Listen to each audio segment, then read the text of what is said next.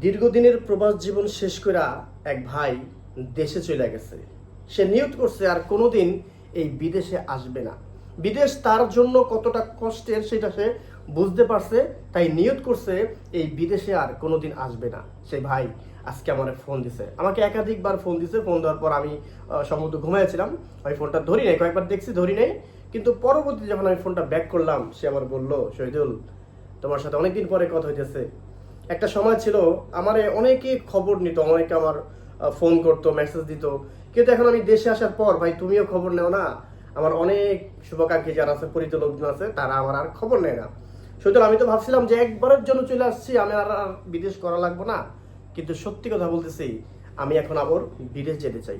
তাই বললাম যে ভাই, এটা একটা কথা বললেন, প্রায় 19 বছর আপনি বিদেশ করলেন, আর এখন আপনি দেশে গেছেন, এখন বলতেছেন আবার বিদেশ চলে আসবেন। ভাই দেখেন না, পারলে দেশেই কিছুদিন থাকেন, একটা কিছু করার চিন্তা ভাবনা করেন।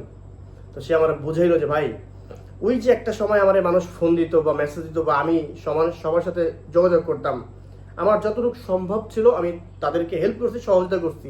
কিন্তু বিশ্বাস করো, এখন আমি অনেকটা চাপে আছি। আমারও এখন অনেক মানুষ আছে আমার ফোনটা পর্যন্ত ধরে না। তারা মনে করতেছে যে আমি হয়তো আবার তাদের কাছ থেকে টাকা পয়সা চাইতে পারি, হাওলাত নিতে পারি। তো সেই জায়গার থেকে সে এখন নিয়ত করছে যে বিদেশ চলে আসবে। দেখেন, একজন প্রবাসী কেন কেন বারবার বারবার দেশে যাওয়ার পরও থাকতে পারে না, আবার বিদেশ চলে আসে? কারণ আমাদের অনেক ভুল আছে। মূলত সেই ভুলগুলোর কারণে আমরা প্রবাসীরা দেশে যা থাকতে পারি না। সে আমাকে আজকে সে কথাগুলো বললো। সে বলতেছে যে ভাই, এখন আমার অনেক আত্মীয় স্বজন আছে যারা, তুমি তো ভাই বন্ধু বান্ধব মানুষ, পরিচিত লোকজন, ফোন দিছি, ফোন ধরো নাই, ব্যস্ত ছিল, আমি বুঝতে পারছি। কিন্তু এরকম অনেক মানুষ আছে, ভয়ে আমার ফোন ধরে না, নাকি আমি টাকা ধার চাই বসি। তো আমি সিদ্ধান্ত নিছি, আমার কাছে এখনো কিছু টাকা আছে, সেই টাকাগুলো নষ্ট হওয়ার আগে আমি আবার বিদেশে যাইতে চাই। বিদেশে যাইয়া আমার যে সুন্দর জীবনটা ছিল, সেই সুন্দর জীবনটা যাপন করতে চাই। দেখেন, আমি একজন প্রবাসী হিসাবে মনে করি যে টাকা সুন্দর জীবন না, কিন্তু আমার ওই ভাইটা দেশে যায় এখন পরিস্থিতির শিকার হয়ে বলতেছে যে আমার যে সুন্দর জীবনটা ছিল, সেই সুন্দর জীবনে আসতে চাই। দেখেন, আপনার পকেটে যখন টাকা থাকবে, তখন আপনার খোঁজ নেওয়ার লোকের অভাব থাকবে না। কিন্তু আপনি যখন সমস্যা থাকবেন, আপনার যখন পরিস্থিতি খারাপ থাকবো, তখন আপনার আপনজনও আপনার খবর নেব না। আমি যদি বলি যে এখন আমি হয়তো আমার ভিডিওর মাধ্যমে আমার এক ছোট ভাই, আমার ছোট ভাই, তো সে বিদেশ আছে, বিভিন্ন সময়ে বা মানে দীর্ঘদিন যাবৎ সে বসে আছে, কাজ কাম নাই। ধরেন আমি আমার কষ্টের জায়গা থেকে বা বিভিন্ন কারণে হয়তো ফোন দিই না, ঠিক একইভাবে হয়তো বা তার কাছে অনেকেই ফোন দেয় না। কারণ কি, আরে বাপরে, এই ফোন দিলে যদি টাকা পয়সা চায় বসে। দেখেন, এটা হচ্ছে বাস্তব জীবন। আপনি যখন সমস্যায় থাকবেন, তখন আপনার খবর কেউ নিব না, জানি না শুনে নিব না। তারা জানে যে আপনি সমস্যা আছেন, এখন যদি আপনার কাছে ফোন দিই তাহলে উল্টা আরো বিপদে পড়তে হবে, আপনাদের সহযোগিতা করতে হইব। তাই দেখেন, আমাদের জায়গা থেকে আমরা, এই যে আমার প্রবাসী ভাই, আমার বন্ধু, সে আজকে যেই পরিস্থিতি হয়ে দাঁড়াইছে, আজকে যেই রাস্তায় এসা তিনি মনে করতেছে যে না, আমার আবার বিদেশ করা লাগবে, 19 বছর বিদেশ করার পর তার এখন আবার বিদেশ করা লাগবে। এর একটাই কারণ, সেটা হচ্ছে বিপদের সময় খুব খুব কাছের মানুষকেও কাছে পাওয়া যায় না। তো আমি ব্যক্তিগতভাবে এখন আমি যে কথাটা ভাবি, যে আমরা প্রবাসী হিসাবে আমাদের সবচেয়ে প্রথম দায়িত্ব আমাদের নিজের জন্য, আমাদের নিজস্ব এমন একটা সম্পদ গড়ে তোলা, যে সম্পদটা অন্ততপক্ষে আমাদেরকে অনেক দিন সাপোর্ট দেয়। দেখেন, আমি জানি যে বিদেশ থেকে দেশে যাইয়া আমরা অনেক কিছু করার স্বপ্ন দেখি, কিন্তু বাস্তবে সেটা আর হয় না। এই কারণেই আমাদের বেশিরভাগ প্রবাসীরাই দেশ থেকে দেশে যাওয়ার পর আর বেশি দিন টিকতে পারে না। আমার এই ভাইটা, তিনি হচ্ছে দেশে যায় ইট বালুর ব্যবসা করছিল। তো এটা আমি মনে করি খুব ভালো একটা ব্যবসা ছিল, কিন্তু তারপরও সে টিকতে পারে নাই।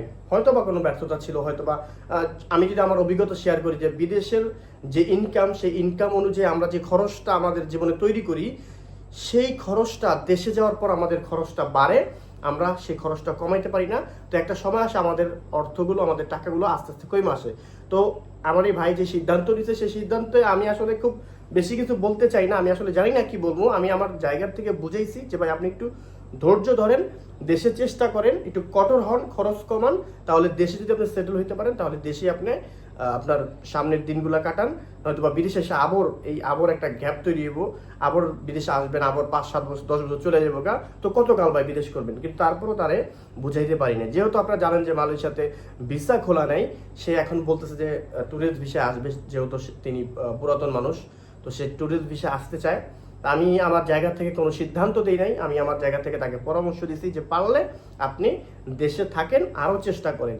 কিন্তু একটা জিনিস আমি বুঝছি যে আসলে টাকা যখন আপনার পকেটে থাকবো তখন আপনার খবর নেওয়ার জন্য লোকের অভাব নাই গা।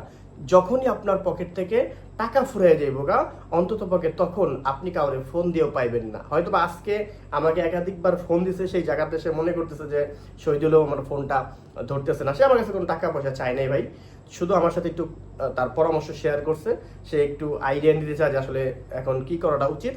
তো একজন প্রবাসী হিসাবে আমি আমার জায়গাতে মনে করি যে আসলে বিদেশ কতকাল করবো, কিন্তু তার পরিস্থিতি অনুযায়ী আমার কাছে মনে হয় যে আবার তার বিদেশ আইসা করাটাই ভালো। তো যাই হোক, প্রবাসী ভাইয়েরা আমার যারা মাত্র আসছেন তাদেরকে বলবো যে আপনাদের নিজস্ব একটা সঞ্চয় খুব আকারে করবেন। আমরা এই পরামর্শ আপনাকে দিতে পারি, আসলে আমি আমার নিজের জীবনও সেই পরামর্শ কাজটা করতে পারি নাই, তারপরও পরামর্শ দিই এবং কি আমি আমার জন্য চেষ্টা করবো ইনশাআল্লাহ যে অন্ততপক্ষে একটা পরিস্থিতি যেন তৈরি না হয় যে দেশে যাওয়ার পর আবার যেন ফেরত বিদেশে আসা না লাগে।